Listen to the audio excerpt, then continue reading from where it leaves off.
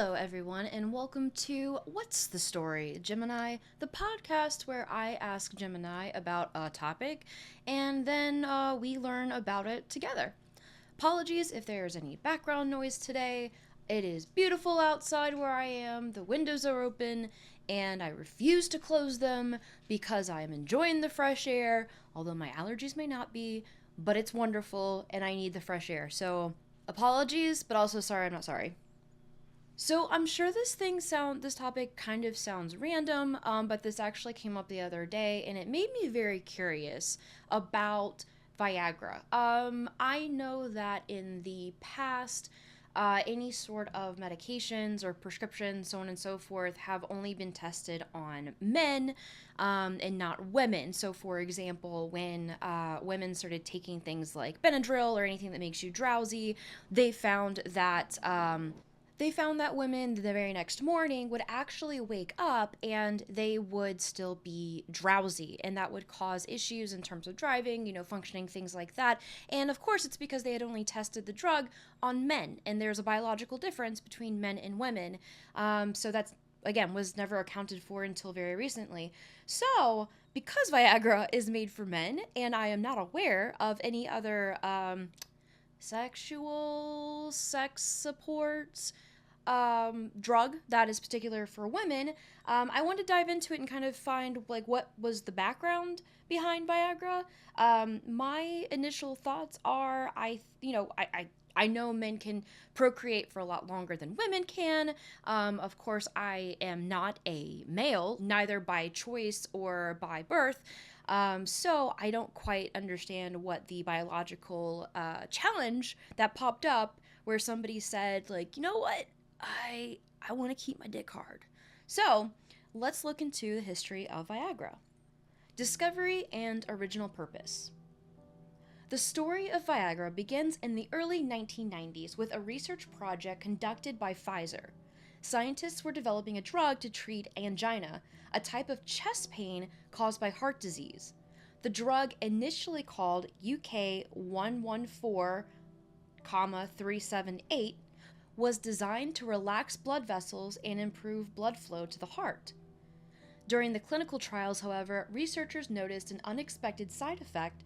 The drug seemed to have a significant impact on erectile function. Men participating in the trials reported improved erections and increased sexual satisfaction. Recognizing the potential of this discovery, Pfizer shifted its focus and began developing the drug as a treatment for erectile dysfunction. Oh, okay. So originally it was for the heart. All right, it's starting to make sense. It's blood related, so that's fair. One leads to the other. Clinical trials and FDA approval. In 1996, Pfizer conducted a series of large-scale clinical trials to evaluate the safety and efficacy of the drug, now known as Viagra. The results were promising. Viagra was shown to be effective in treating erectile dysfunction in a significant number of men. Based on the positive findings from the clinical trials, Pfizer submitted an application to the U.S. Food and Drug Administration, or FDA, for approval. In March of 1998, the FDA granted Viagra approval, making it the first oral medication specifically designed to treat erectile dysfunction. Cultural impact. The introduction of Viagra had a profound impact on societal attitudes towards sexuality and aging. Prior to Viagra, erectile dysfunction was often seen as a normal part of aging and was often treated with embarrassment or shame.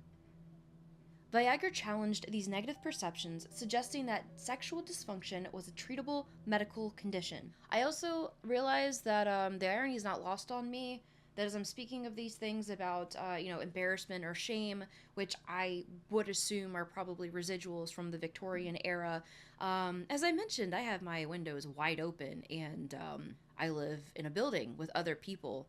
So I guess they're probably going to learn what the history of Viagra is too, because like I said, I'm not closing the windows. And honestly, there should be no shame or embarrassment.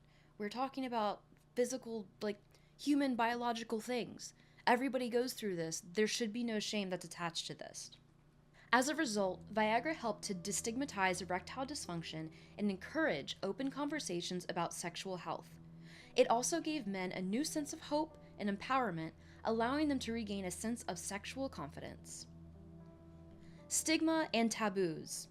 Oh boy. Despite its positive impact, Viagra was not without its critics. Some people expressed concerns about the drug's potential to promote promiscuity or to objectify women. There were also fears that Viagra would be misused or abused. You know what? This kind of sounds like the narrative of when they started having birth control available to women, and they thought that, oh, well, they take the pill, that means their, legs are open for business. Their legs. They take the pill, that means that their vagina is open for business. In the early years of its availability, Viagra was often associated with humor and stereotypes. Some people joked about the drug's potential to create, quote, supermen, or lead to embarrassing situations. These stereotypes helped to normalize the drug, but they also reinforced certain negative stereotypes about men and sexuality. This reminds me of the joke in Austin Powers, I think it was the third one, where he mentioned he took a Viagra and his neck's been stiff for hours. Ah, thank you. However, for other couples, Viagra has created challenges. Some women have reported feeling pressure to perform sexually, while others have expressed concerns about the drug's potential to create unrealistic expectations. In some cases, Viagra has even led to relationship breakdowns. Side effects. While Viagra is generally safe for most men, it can cause side effects. Common side effects include headaches, flushing, stuffy nose, and indigestion. In rare cases, Viagra can also cause more serious side effects, such as vision problems, hearing loss, and heart attacks. Does that remind anybody of the church's rule? I don't know if it's a current one or an old one, where they said if you masturbate too much, you'll go blind. Okay, maybe that's just me. Drug interactions. Viagra can interact with certain medications, particularly those used to treat heart conditions or high blood pressure. Which makes sense. This was originally created to help treat something cardiovascular related, aka blood. So yes, this makes sense. It is important for men taking Viagra to consult with their doctor about any other medications they are taking. Long-term effects. There is limited data on the long-term effects of Viagra use. However, studies have shown that the drug is generally safe for most men when taken as directed. There is no evidence to suggest that Viagra is associated with any chronic health conditions. Again, this was late 90s, maybe 2000. So when I think in my head, okay, so it's been maybe 26 years that we've had this around. I still feel like that's within an infancy to not know of any chronic health conditions. But also, again, in addition, I am also very curious when it says that there have been no chronic health conditions, exactly how old are the men that are taking this particular drug? Because I would assume if a man started off in his 60s or 70s and the drug's only been out for, 26 years, let's say that they passed already. So, of course, you're not going to know of any health conditions because there's unfortunately no body alive to do testing and observations on. So, very interesting. Medical misuse. Viagra has been misused or abused in some cases. Some men have taken more than the recommended dose, while others have taken the drug without a prescription. There have also been concerns about the potential for Viagra to be used as a recreational drug. While Viagra has revolutionized the treatment of erectile dysfunction, it is important to use the drug responsibly and under the guidance of a healthcare professional. By understanding the history and implications of Viagra, we can make informed decisions about its use and minimize potential risks. So this is actually really curious. I don't normally do this as a follow-up question, but because they used Viagra to be used as a recreational drug, I kind of want to find out the point of it for recreational use. Okay, of course, there's a disclaimer at the front of the what Gemini's telling me. So, disclaimer: recreational use of Viagra or any prescription medication is not recommended and can be dangerous. Viagra is intended to treat erectile dysfunction and should only be used under the guidance of a healthcare professional. That being said, some individuals misuse Viagra for recreational purposes. Here are a few examples. Enhancement of sexual performance. Okay, this makes sense. Some individuals believe that Viagra can enhance their sexual performance even if they don't have erectile dysfunction. They may take it to achieve or maintain an erection for longer periods. Party drug. In some social circles, Viagra has been used as a party drug, often in combination with other substances. This can be extremely dangerous and can lead to serious health problems. Quote, chemsex? I think I'm saying that term right. This term refers to the use of drugs during sexual activity. Viagra is sometimes used in this context to enhance sexual pleasure or endurance. Last point, to impress a partner.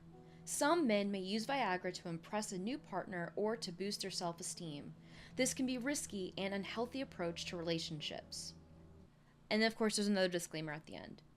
It's important to note that recreational use of Viagra can have serious consequences, including heart problems, vision loss, and even death.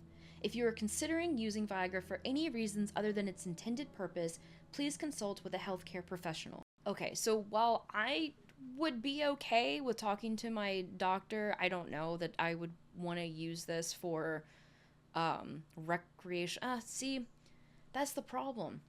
If you're not supposed to use it for recreational use, and it's shamed by most of society in order to use it. Yes, there are great risks in order to use this drug recreationally, but I think it all comes down to your peers. If you know people who have used this drug, again, in the ways that they said recreationally that you're, quote, not supposed to use it, and those people were fine, then what's to stop you from doing it? Because in your head, you're thinking, yeah, they say that, there's even death. I'm going to actually look up those numbers. Man, this is an in-depth Gemini. Okay, so I asked, what are the deaths caused by Viagra? Here are some potential causes of death associated with Viagra. Heart attack. Viagra can increase blood flow to the heart. In individuals with underlying heart problems, this increased blood flow can sometimes trigger a heart attack. Stroke. Viagra can also increase blood pressure, which can put individuals at risk of a stroke. Priapism? Okay, I don't know how to say that. Priapism. This is a condition where erectile lasts for more than 4 hours. If left untreated, priapism can damage the tissues of the penis and lead to erectile dysfunction. In rare cases, priapism can also cause tissue death and require surgical intervention. Alright, so I tried phrasing this multiple ways, and as of now, there is no publicly available precise estimate of the total number of deaths directly attributed to Viagra. While studies have linked Viagra to a significant number of deaths, particularly in individuals with underlying heart conditions, determining the exact causal relationship can be complex. Many factors can contribute to a person's death, and Viagra might have played a role in some cases, but it's often difficult to definitely attribute the death solely to the drug. Additionally, some deaths may not have been reported or publicly documented. That makes sense. Again, the embarrassment side of it. Okay, so since I can't find out exactly how many people have died from the use of Viagra, it is very clear that obviously this drug, as we learned, started off being a focus of blood use. Let's just generally say blood use. If you're a doctor, I'm sorry. So it was used for blood. So if you have any existing conditions that have to do with your blood, you might want to be careful. So I think that's essentially what we've learned from this. The more you know. If you have blood things, be careful with Viagra. And that's the lesson for today. Well, thank you guys so much for listening. This has been What's the Story, Gemini?